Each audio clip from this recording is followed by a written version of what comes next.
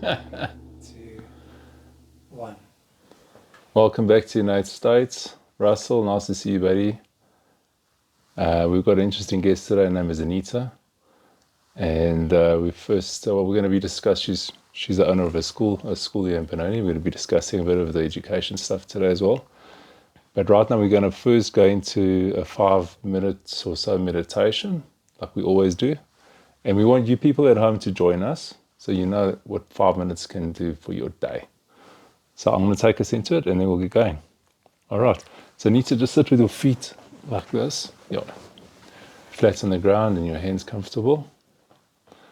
Close your eyes. Just take a couple of deep breaths.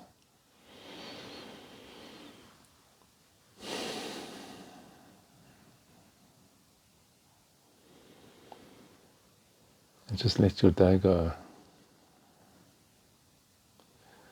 And on each out breath, just allow yourself to relax a little bit more.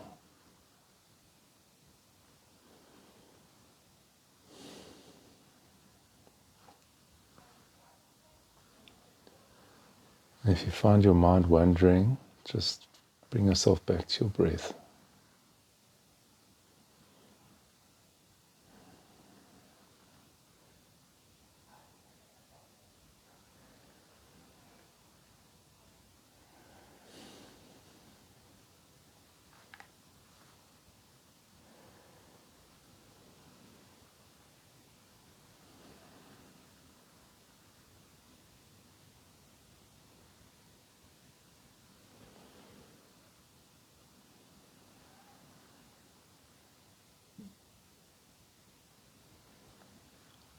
Just relaxing more and more.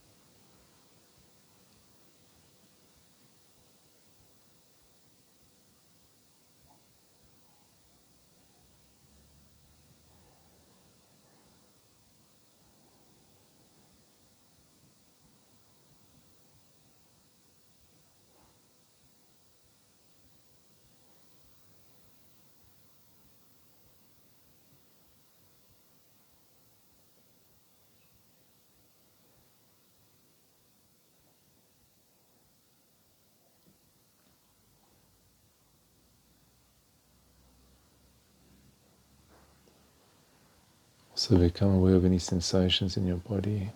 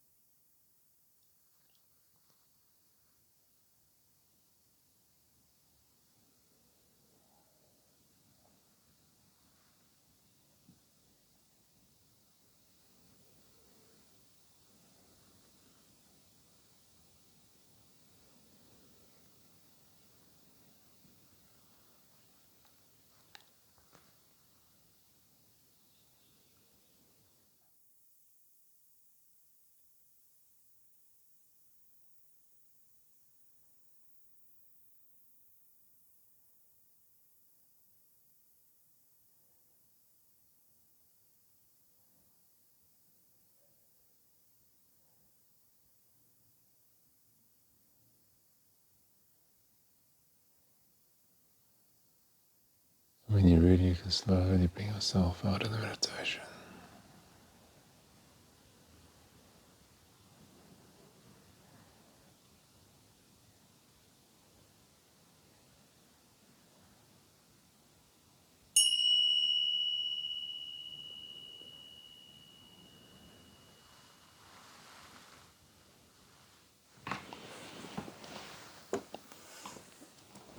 Welcome, Anita. Cheers.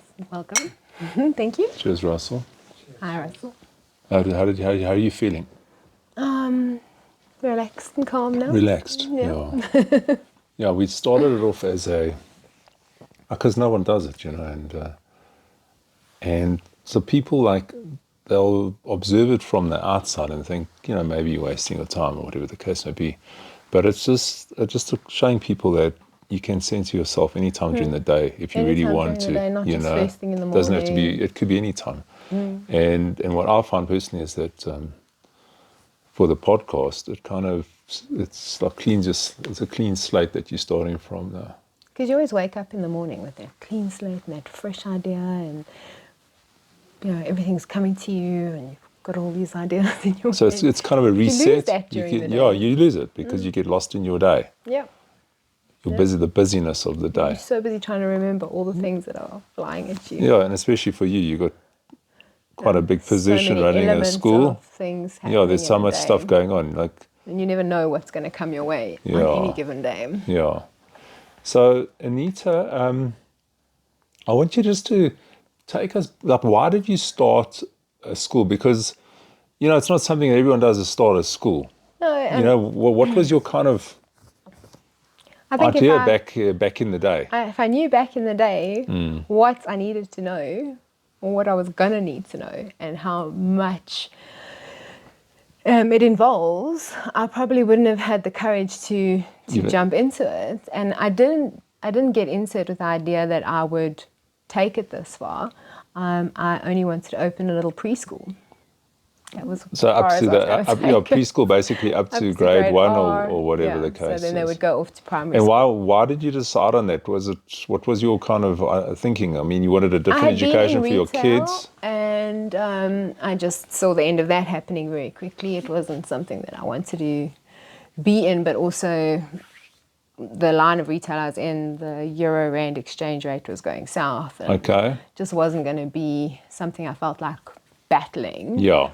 And I had the opportunity to sell that, so I dived in and sold it for probably less than what it was worth, but I got out of it. And I had a little girl, my daughter was 2 at the time, and she was at a preschool. And I kept on thinking, I just love being here, and this is so much fun, and I love this, and why do they do that like that? Collecting her and stuff, and just... and dropping off in the mornings, and all the stuff that they do. But there was a lot that I just didn't make sense to me, and I thought, if only they would do that, or why do they do this? But kind of an example, just certain behavioral things, or what they're teaching them, that kind of stuff, or what?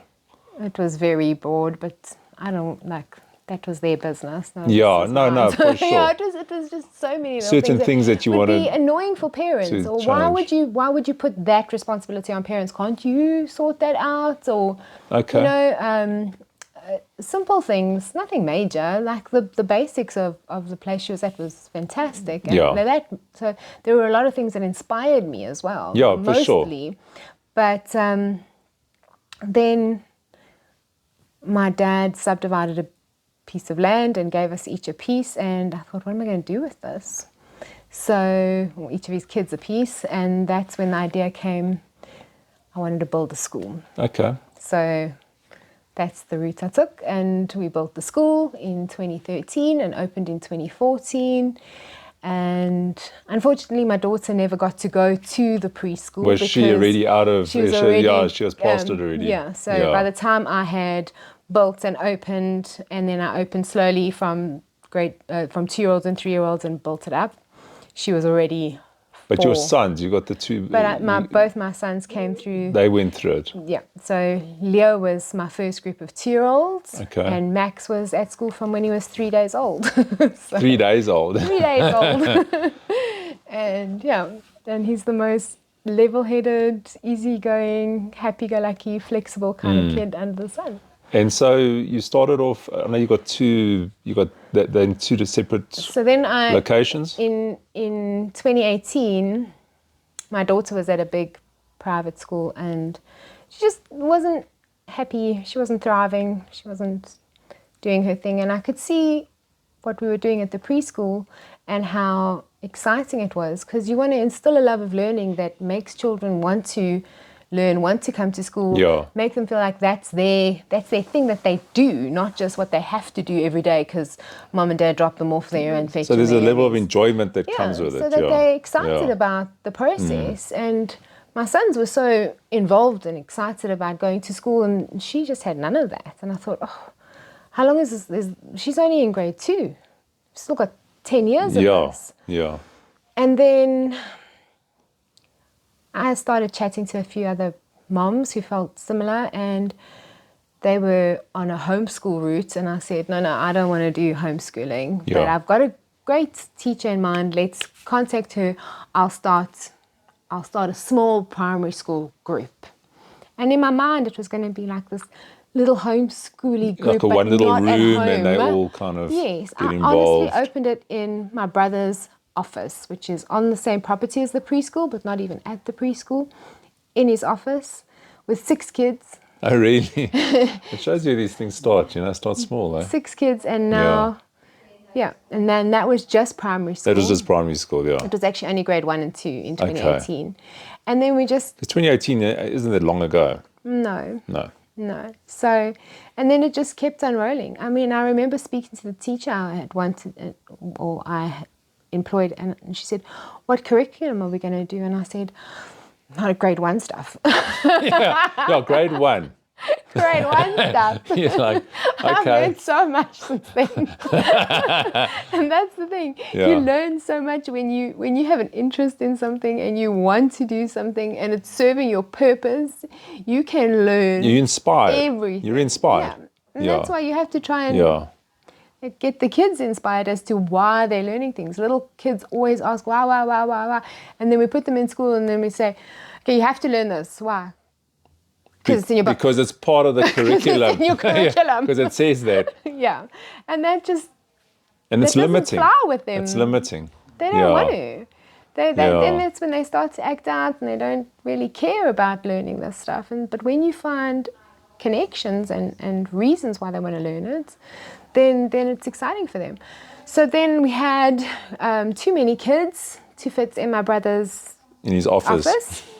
And we were having to shuffle them around because they weren't, they were sharing our preschool playground and they were getting too big. Yeah. And I was asking big kids not to ride on my tiny little bikes and stuff like that. And play with the bag, go change nappies. And so we found a property nearby.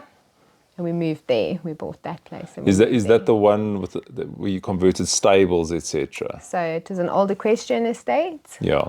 And we started off just in the groundsman's house, and it's a whole bank of stables, 40 smelly stables. And slowly we converted them all into the most beautiful classrooms.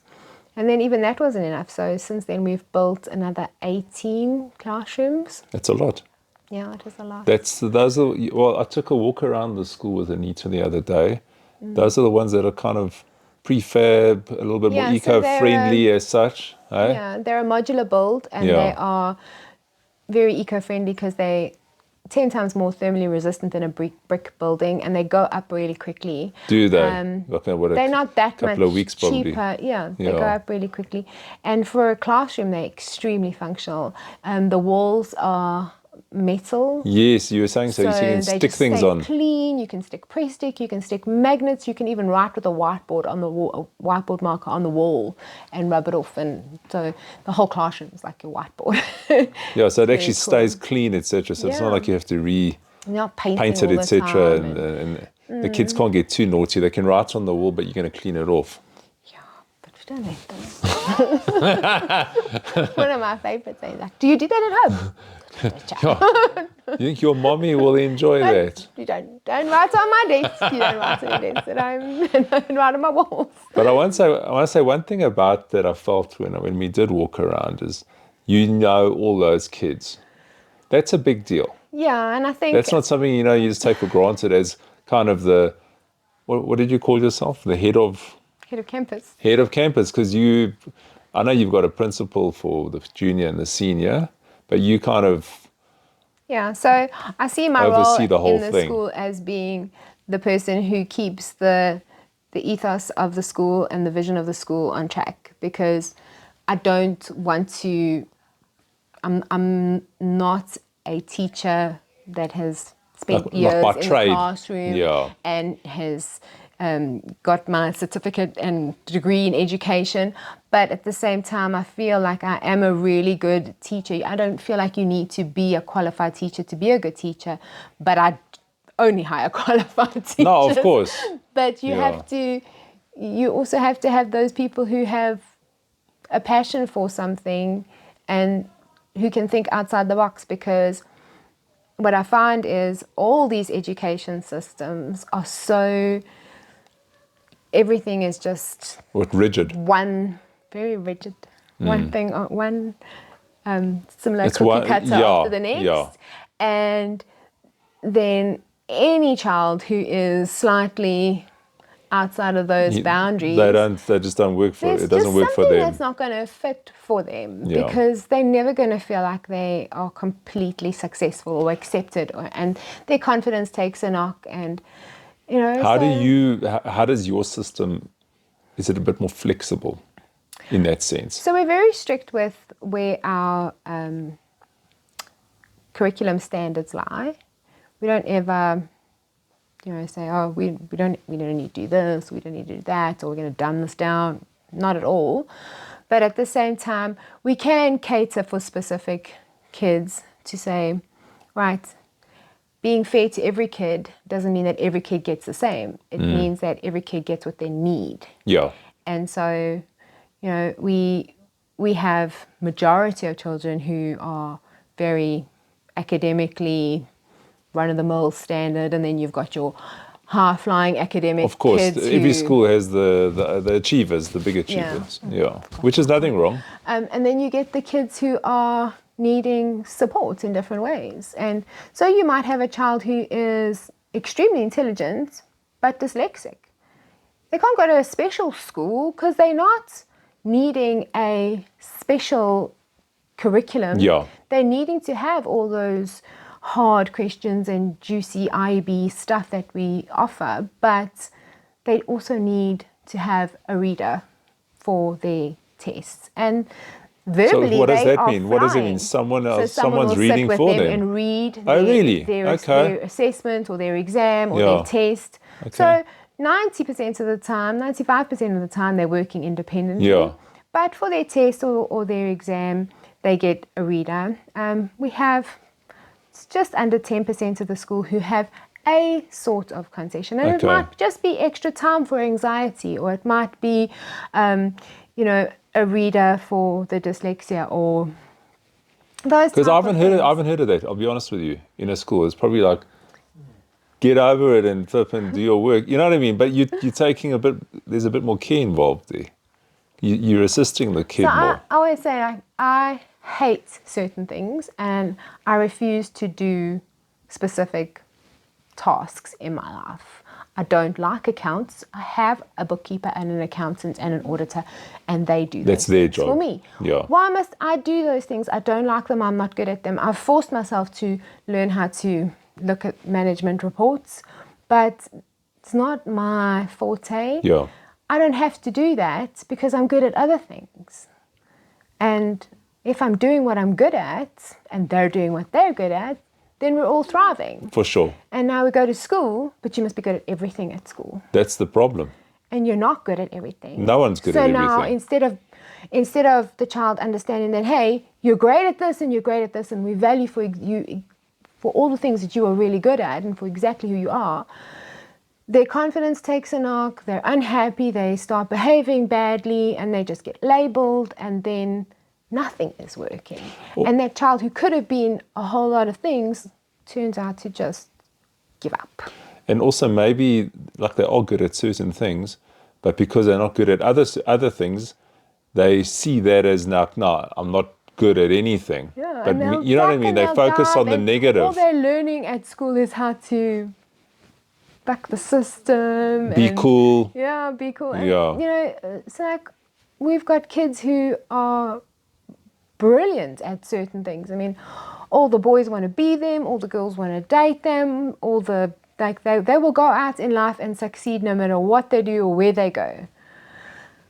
But ask them to study very hard. It doesn't work. Put pen to paper for very long, because the concentration level is just not there. So that we have to teach them skills to manage ADHD or whatever. I mean, my son cannot function unless he's moving. He needs to move. Can't sit still. Cannot sit still. Has got the most incredible ability to listen and retain and remember. But he's always... But he cannot he sit can't still, sit still. which makes it quite difficult. So is for that him. considered, would that be ADHD? Yeah, he's got some form of... Yeah. And to be honest, I've actually never had him properly assessed, because in our environment and with his ability to have a little bit of, freedom to not be, I am listening and I don't know. So you don't want to put him on medicines. But he doesn't need it. Yeah, but I mean, some other he schools thrives. would. Other schools Yes, would, because I'm sure. at the end of the day, by the time you've heard from your school's teacher that he is naughty and he doesn't sit still, Yeah, and he's not always listening, fidgeting with he's stuff, jumping around. and I've got to pick up his pencil case off the floor 5 times, but he's also getting 95% for maths and 85% for English, and he hates history, so he just doesn't bother, but he scrapes through because geography and history are social science. So, but it's he's such going to a drop it in grade 10 anyway, so that's our plan. History, yay, geography. Like, these are choices that we're making in his life because he knows what he wants, and he's 13 and he knows what he wants, and that's cool. I don't know a lot of 13-year-olds who know exactly what they want. I would say already. most don't know what they want. Yeah, he knows exactly. Yeah. This is But what now- I like. This is what I like. This is what I don't like. I'm not saying he knows exactly Yeah. what career he wants to follow or what he's going to become, but he knows what he likes and he knows what he's good at, and he's super confident in saying so. And So within the school, so like obviously you've got different kids now. Your son is fidgeting or whatever, but you know that he's going to do well. Yeah. Because his marks are still good, etc. But you might find someone else that kid just, his marks just can't get better. I mean, that happens. 100%. He can't focus, he can't concentrate, whatever.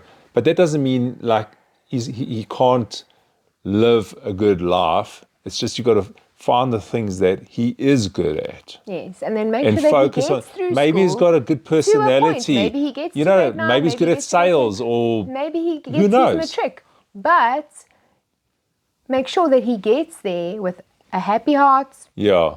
a psyche that's intact, a smile on his face. There's so many kids who are depressed because they feel like they are not good enough. And it's really sad because they've got so many talents that they're not being, acknowledged for. Do you, I mean, because you've got quite an open relationship with the kids, because you go around, you know the kids' names, etc. Yeah. You'll give them a hug or whatever the case may be.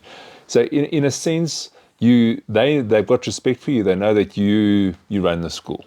Well, hopefully they've got some respect. They've got But- enormous respect. I can't tell you. It's so lovely to see. But- Like when I speak, they listen. Yeah, so when they- I shout, they jump. So you haven't had to do it with kind of fear-based, No, because no. often a principal, or I know you're the head of the school, but you kind of the principal, for instance, they sit in their office, and the only time you go to the principal is back when we were kids, you're going for jacks, or you're in trouble, generally.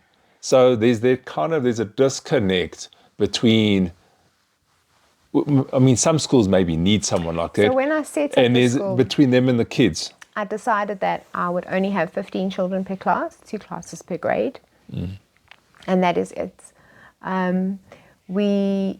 If we have more than that, then we've got teachers who are not having enough of themselves to give. So they're sitting in a class with 30 kids and they know that they're sort of teaching somewhere at the middle. There's kids who they should be extending. There's kids who haven't gotten it the first time, second time, third time. They just don't have time to go back again.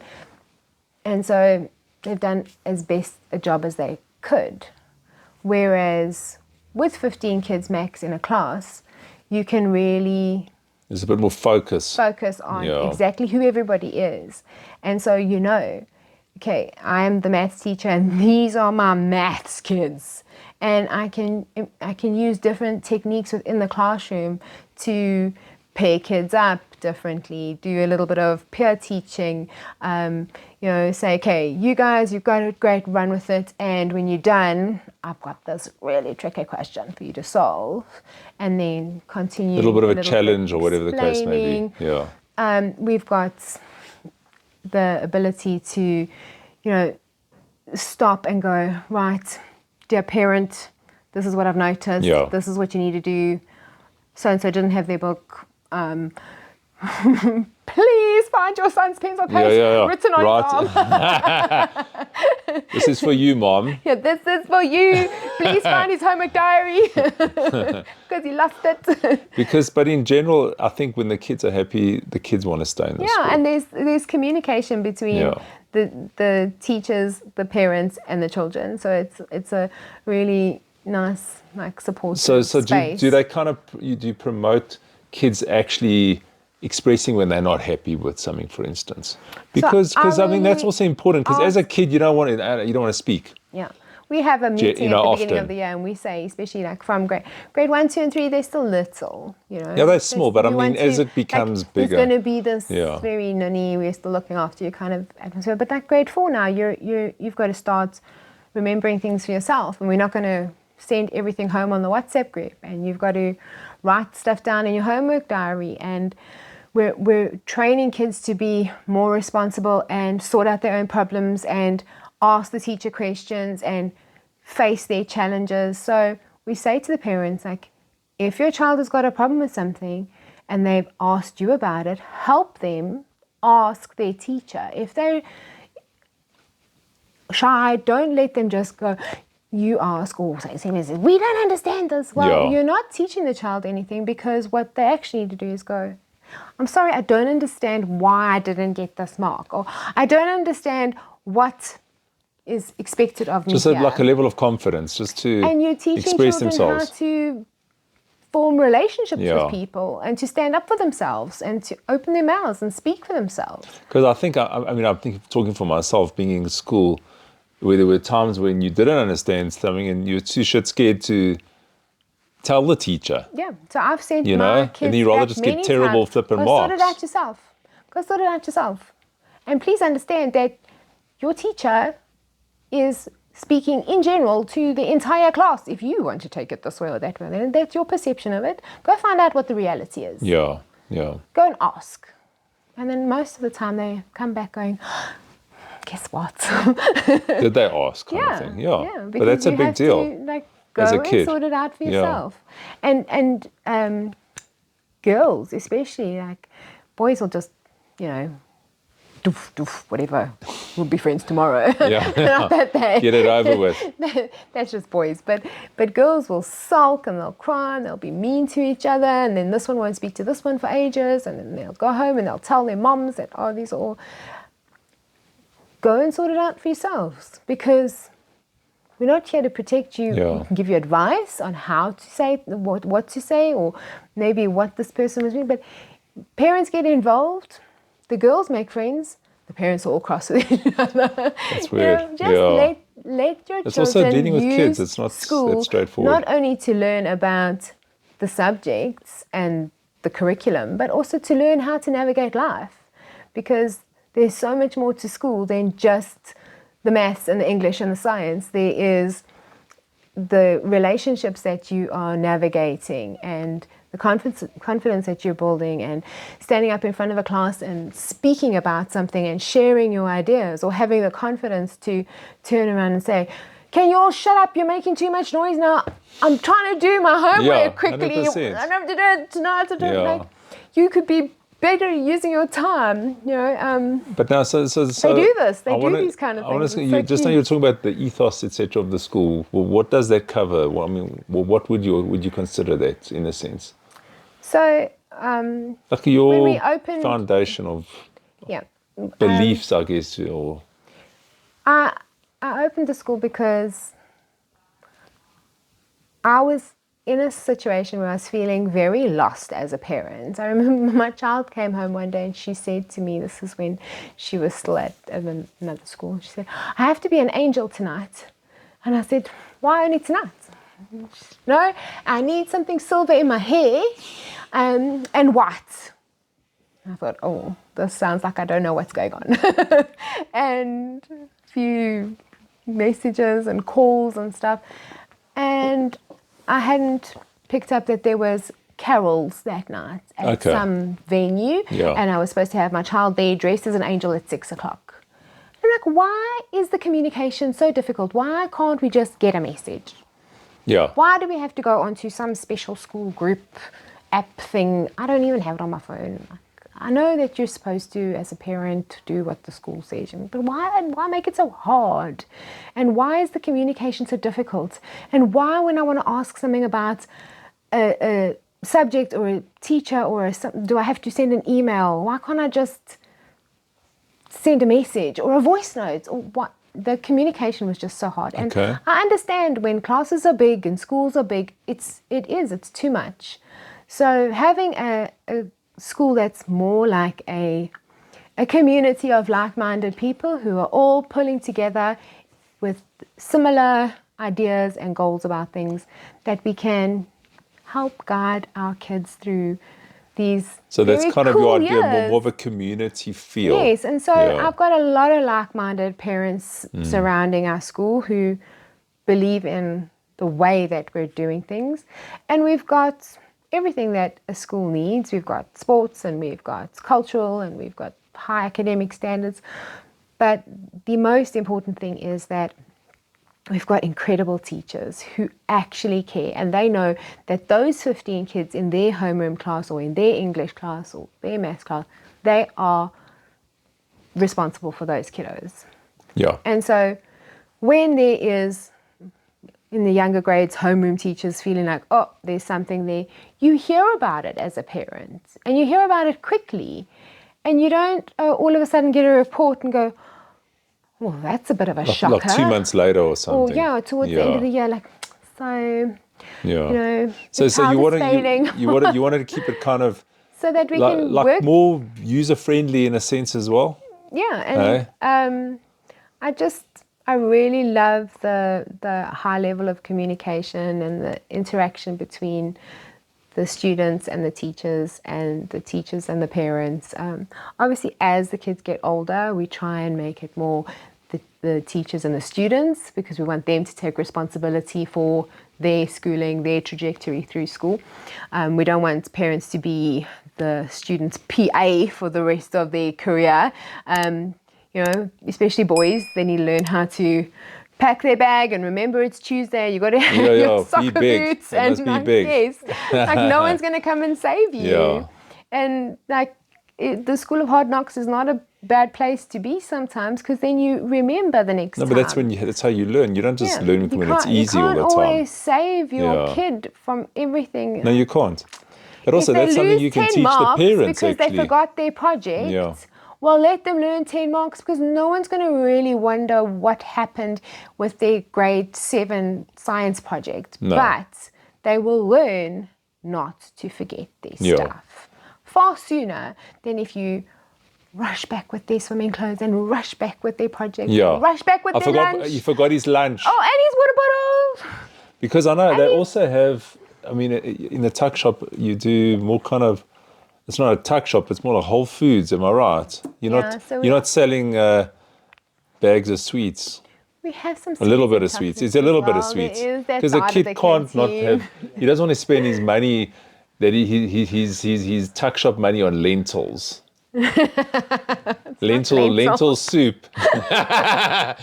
he doesn't mind maybe our canteen food is a whole food, nice unbelievable. sandwich with maybe a chocolate to wash it down. My kids would eat at that canteen every single day.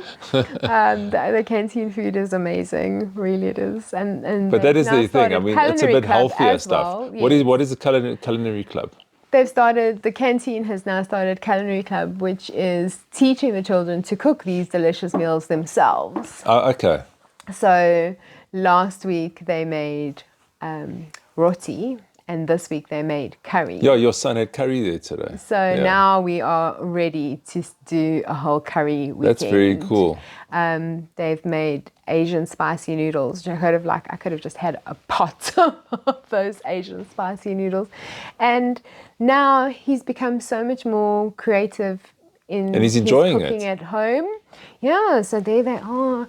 They peeling carrot ribbons into the noodle and making stir fry and doing all this stuff. I'm like, just clean up. Keep it up, buddy. Yeah, clean up after yourself. That's the catch, eh? Yeah, can clean up. And she makes them. They can't leave culinary club until they've cleaned up. So tell me, the eco part of the school, was that just a good sounding name, or do you trying to get them a bit more connected with the nature or something on those lines? We do a lot of nature stuff. I'm just saying. But I don't know. It's a trendy name, eco. Thank you. And I think it was hard to come up with a name in the first place. And then when you stand there on both the preschool and the primary school properties, they're both in environmentally sensitive wetland areas. It's a lovely area, by the way. It's lovely. Thank you. Yeah. I get more and more passionate about the properties the more I'm there. It's just, they're such amazing spaces.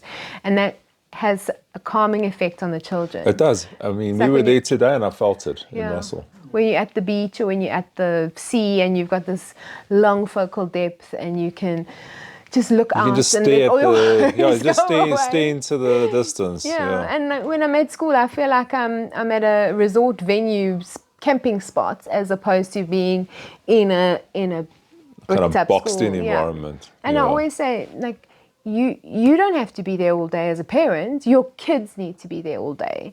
They need to be the people who feel comfortable there. Yeah. And they are the ones who are so happy in that natural environment where they can run barefoot on the grass, ground themselves, enjoy themselves.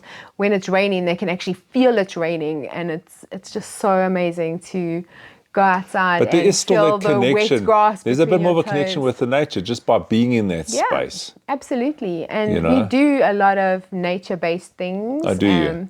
So we have an entire subject called Enviro Studies, Okay. which is over Is and it an above. official subject, or is it kind of a? It's our subject. So but after hours, well. No, it's is included it in our- included? Okay. yeah. So it's, tell us about it.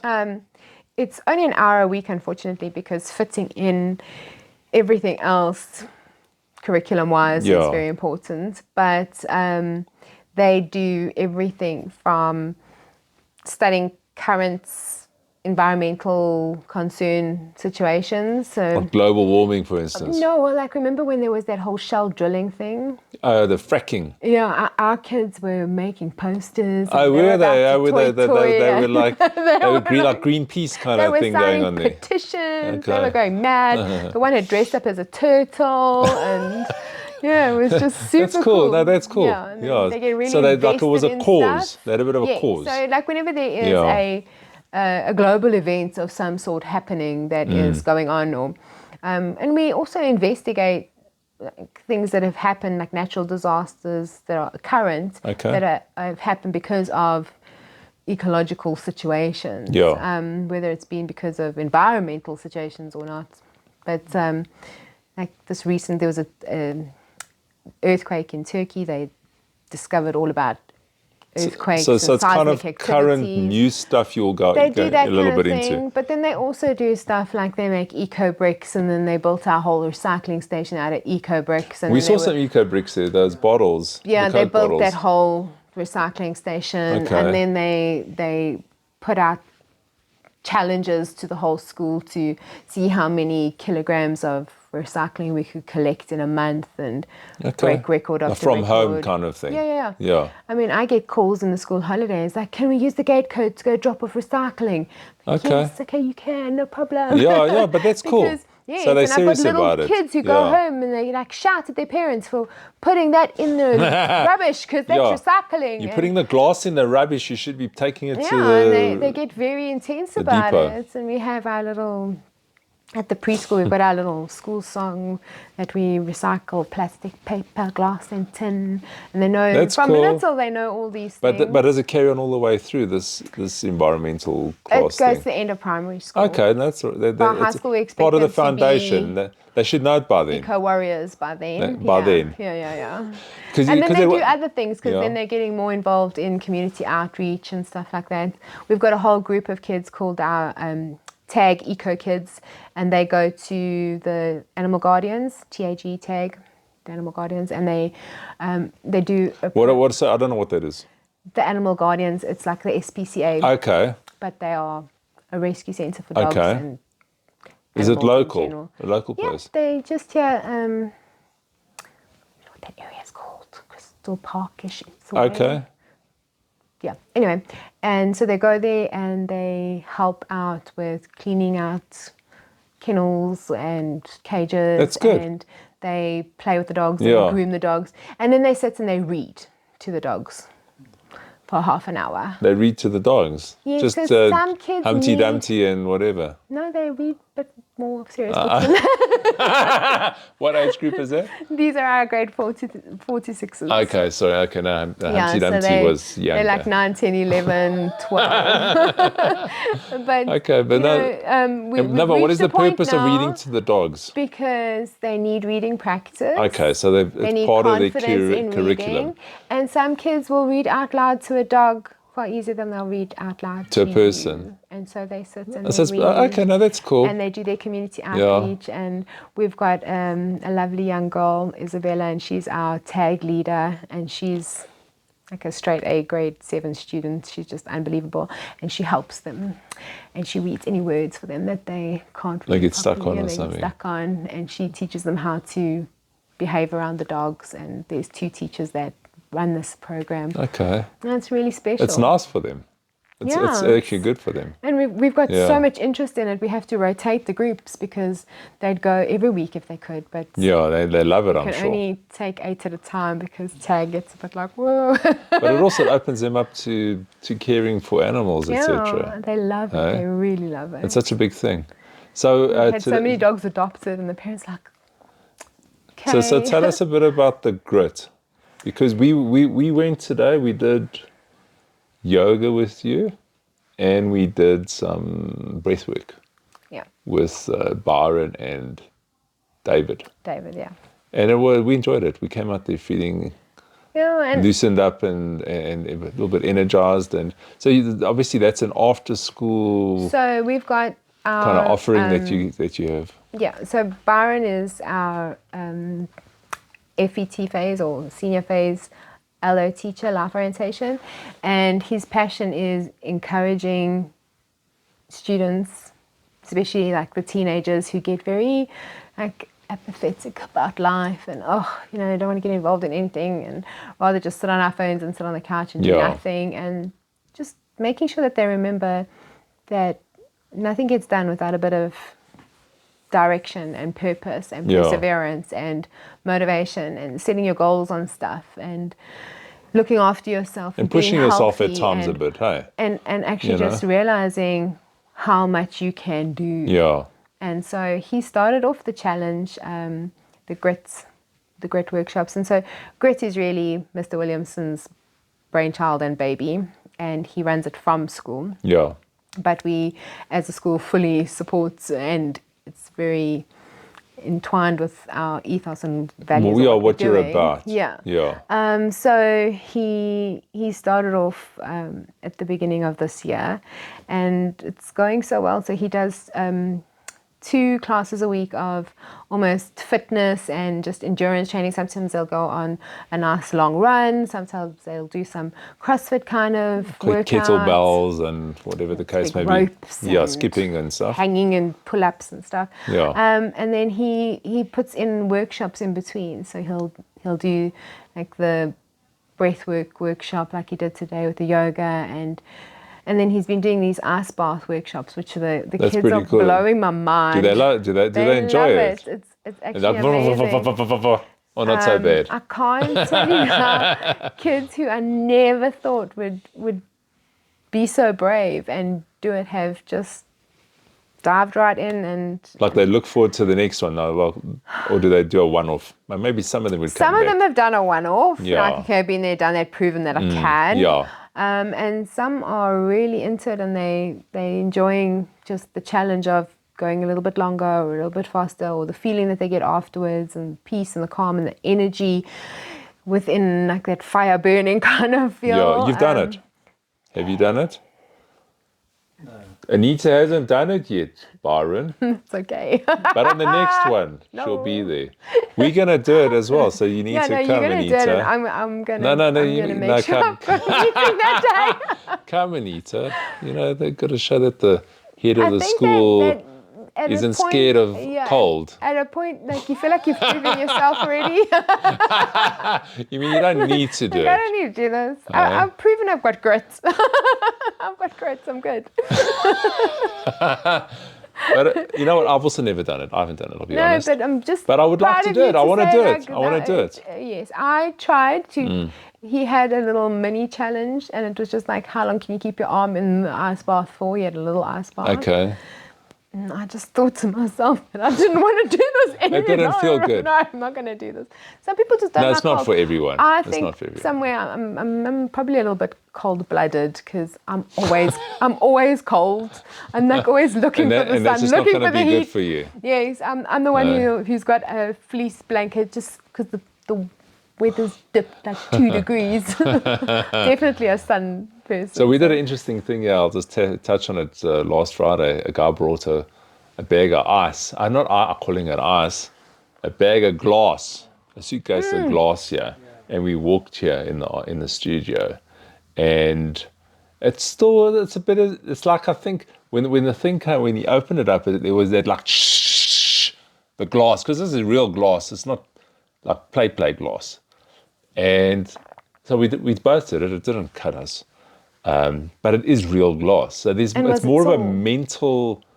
Was it painful? It wasn't painful. It was like it was prickly. It had a prickly sensation, I'll be honest. And I found it's more the mental thing of not wanting to go over it, because you ask, there's a bit of a fear that's been put into us. You know, you broke a glass and your mother's like, Anita, pick the glass up, don't stand on it. Am I right? You know what I mean? So that's kind of programmed into us in a way. Yeah. But it was good. Yeah, put your shoes on. Although a splinter will go into, obviously, a splinter is another story, like a shard. Yeah. But it was something interesting. And I think doing the ice baths for those kids also helps them break through certain fear. There's a bit of a fear of that cold. And just to be able to say, hey, I'm tougher than what I thought. Yeah. And then you take that into life. Yeah. And you overcome, because everyone's going to have obstacles. No one just slides through life and nothing without stuff happening. Keep on saying, you know? And it's so frustrating for me, because you're not going to run away from yourself. And 90% of the problems that I see are internal. They are mental. They are caused stories by children or parents or focusing on the external factors instead of turning inwards. How you are perceiving the situation and how you are reacting to the situation, how you are personalizing a situation. And so much could be avoided. And the problem is that then people feel like, we can run away from these problems, but you only take yourself with you, and then you're not changing anything, you're not fixing anything. Yeah.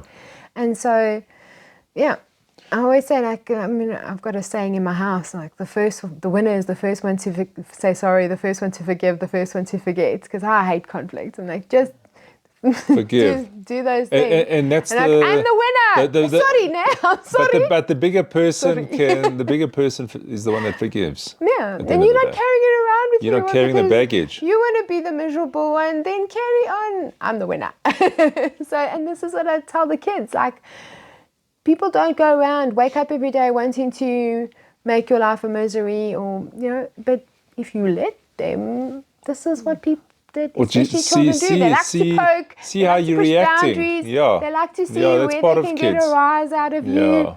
You're making yourself an easy target. Don't do it. Learn how to not do it. Because I suppose it's also not that easy with kids because they don't always get these things. But No, but in the sooner life, that we can teach them but in these life, things, those challenges is what also builds allows us to character. grow. Yeah. We don't see it at the time. We're like, I don't want to be like in this situation. But once you're through it, you're like, okay, I've learned something. So, and I've shifted internally with something. I mean, I've grown. you can talk about like concepts like soft parenting and like giving into your kid, or shame, and you don't have to do this, you don't like it, or whatever. But you really need to look carefully at how you are handling situations, because you can really let them buy into being a quitter, or buy into just being or if spoiled, you're coddling them the whole all the time. Or you're not this concept of you're like not, everybody you're not gets helping a medal them. and everybody's a winner. You're not helping, but you're not helping them. No, we're not helping anybody. Because in real life, when you go out, it doesn't work like it. But at the same time, what we like to teach them is that we're all different, and everybody's got fantastic qualities, and we can value people for different reasons. 100%, and that's the big one. We've got this amazing kid. I absolutely adore him, and he is quite loud, and he just is in his nature, very in your face, and there's reasons behind it. But man, he's smart, and he's so insightful, and he's got an idea about everything, and he's got to stop you and tell you all his ideas every day. And the kids have also just learned to go, that's how he is, and that's okay. And we don't always have to take everything he says to heart, because he's got 101 opinions about absolutely everything. But at the same time, he is able to express himself. And the other day he stood up at assembly, and he gave this amazing speech, and he said, teachers are just people. They're not creatures. They are actual people. They're actually people. And have you thought about what your teacher likes to do in her free time? And his speech was just so crazy, and just like he is, all these wild ideas out the box. And he had the entire primary school assembly like, wow, whoa, he's such insightful. He was walking on clouds for the rest of the week, and because he'd had his chance in the sun to do his amazing. Because I think what happens at schools, and I might be mistaken, but there's a level of like it's us and them. We the students, they're the teachers, and a lot of kids don't see them as actual. We're the teachers, they're the parents. We don't see them as people in a sense. Because even myself or with my kids, or whatever, they'll be like, the teacher was so full of shit or whatever. But you're like, what? Maybe she's having troubles at home. They're people at the end of the day. We're all people playing out our own little stories. We have to have a level of like you have. Although to within a teaching environment, you've got to leave it at home. You've got to. But it's not always that easy, is it? No, it's not always that easy. But at the same time, we also need to teach our kids that you can't come to school every day and go, oh, I've got such a hard life and my No. They've got to take responsibility. It's the same kind of thing. When you go to work every day, you can't go say to your boss, oh, I had a fight with the dog and they kicked the husband and whatever. No, for sure, within reason, So like shame. I said, you're not in the best of moods today. Cool, I won't pick on you or ask you any questions. Yeah. But at the same time, like we can communicate and share and say, okay, wow, what is going on in your life? But I think that's a level of kindness that you show by being interested. With 15 kids in the class, you can know what's going on, and you can know who's got actual problems, or you can know who's going through something really dramatic, or you can know who needs a lot of like attention. Joking. Yay, you're wonderful. Keep on going. A little bit of ego polishing. Yes. And who needs to like every now and again just be like, not today. No, not today. Yeah, not today. Not today. Yeah, you know, it's you know, when you look at teachers though, it's not an easy No, but it's it's so not much an easy fun. easy career as such. It's but so much you got to fun have because passion you've for got it, you absolutely know. everything. Like, and for me, I'm so lucky because I get to sit on the side of, I get to do the business, and I get to do the fun, like chatting to all the people and getting to know everybody. I get to know all the way from the little kids, the grade 1s, 2s and 3s who just want to hug me all the time. I can't walk from A to B without getting hugged. Shame, But that's man. so special. And then I've got like the big teenagers who, I'm like, you can't blame your teacher today because you didn't study. She set this test hard because when you walk out of your matric exam, you're going to go, that wasn't so bad. I was ready for that. Yeah. And not be like, oh, what was that? So, you know, Take responsibility. If you didn't study hard enough, we had to get you to this point. you know, next time you'll do that better. when you write those exams, you feel like, hey, that was okay. I knew what I was doing. I was ready for that. Yeah. And that when you leave school, you know how to behave and how to manage your emotions and how to manage your temper and how to react and relate to people. Because, you know, sometimes I think at school kids have got a certain sense of freedom or indulgence, or when they're going to go out into the big wide world, and it's going to be a shock because not everybody's going to go, oh, shame. It's having a hard time. I don't care if you have a hard time in the big world. It's you got to prepare them for that. They have to, and as their age and their rights and all of that go, so does their responsibility and what they have to meet you at that level. And there are going to be challenges because that's just part of life. That's just part of life. That is just part of life. Yeah, but then also to always like remind them to find the joy in things and not just drown in all the misery. In the work that they and the can misery. find. Yeah, but the misery is also because, just often in their heads, making a big deal out of small things. Because like, is it going to be a problem in 7 minutes, 7 hours, 7 days? How big is this problem? You know, what are we talking here? Give us a timeline. Usually by the time you get home, you're going to have forgotten about it. Yeah. So, like, so it's let's not be such real. a Why don't big we deal. Just forget about it now. Yeah. Not like stress about things too much. Teaching them how to place that importance and go, okay, well, is this really worth getting so dramatic about? Yeah. Because, man, kids love to get dramatic. And No, of course. bad news is everything we need to talk about, and good news is like, whatever, heard that before. But did you hear? Yeah. But and that's it's life, that's interesting. nature, and kids can just take it to another whole level. But you're doing a great thing there, I think, Anita. I mean, I'm enjoying it. It's you know, really like you've got amazing. happy kids, and that's important. I think that there's nothing that makes me happier than when I see, especially a child who's come to us for a specific reason, like maybe a child who has not been happy where they are or has landed up in some trouble or, is not excelling academically as they should. And then with a change of environment and a bit of patience and understanding or support academically or, stern but serious second chance, that kind of thing, you have a whole turnaround. And I've had parents say like, oh, we wish we'd known about you sooner, or that's the best thing I've ever done, or like, I've never seen my kids so happy. And But that makes you feel good as well. It means you're doing, you feel like you've... It's all the reasons why we put up with all the other stuff. But you're impacting on their lives. Which is so much more soul satisfying than selling stuff like I was before, because I was just very like...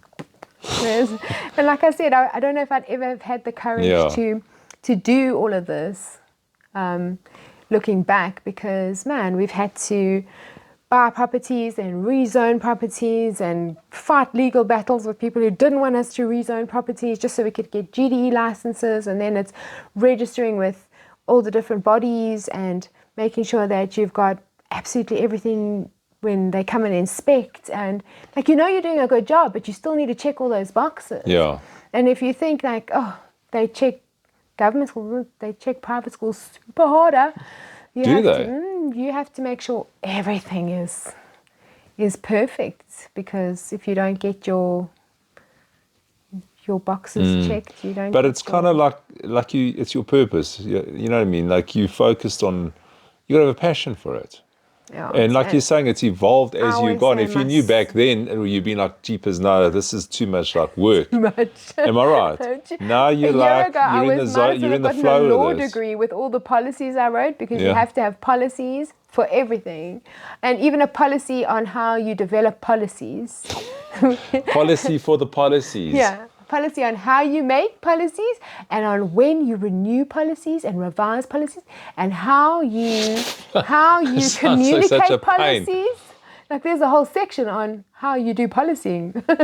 And I felt like after that month or two of writing all those policies, I felt like I should have gotten a law degree, like an honorary law degree. You were educated by then. Yeah, like that gave you like a crash course in what has to happen. But yeah, it ticks all my boxes with all of these things, because there's never a dull moment. That keeps me very entertained and on my toes, because, you know, sometimes there's careers that are just like, that is what you're doing. Yeah. And But this it's is the same, multifaceted. whereas This is a whole. is insane. Like you are dealing with absolutely everything all the time, and all the way up to like, okay, how are we building this, or where we're placing it. So I'm like some sort of like land surveyor, architect kind of person as well. And then I'm like setting up the canteen with him, like tasting menus and sorting out what kids like and what kids You're like an don't. all-rounder. And like doing, okay, now we're doing Mother's Day art, and like, let's recycle these things. Yeah. So there's like super chilled, happy stuff, and then there's like massively important But it's so things. cool. I mean, you got a passion for it. It feels like you know you're in your happy place in a sense. Although it's exciting. got And the best part challenges. is that I get to do it with my kids, Yeah. my own kids. Your own kids are there as well. That's so nice. Yeah. So we're gonna put your links and whatever. This is Anita from Eco guys. Campus, Eco School. So it's Eco Kids Preschool, Eco Kids Primary, and Eco Campus College. It is the high school. Can't put kids in the name of a high school, because then they just won't want to go there. Oh, you're right. Campus does sound good. Yeah, Eco Campus College is much better. And it's such a nice environment. I think everyone should go check it out. Thank you. No, seriously, I thought it was really awesome. Well, I mean, just Yeah. the fact that we've gone from 6 kids to 250 kids. Oh, is it 250? Jeepers. Yeah. What is your total? I think you told me the other day. So 300 and something? 360. If all classes were full, and If everything was full, Yeah. yeah. and that's excluding the preschool. Excluding preschool. Okay, that's a lot of kids. Yeah, it's a lot. I think it's a lot decent. of names Yeah. to remember.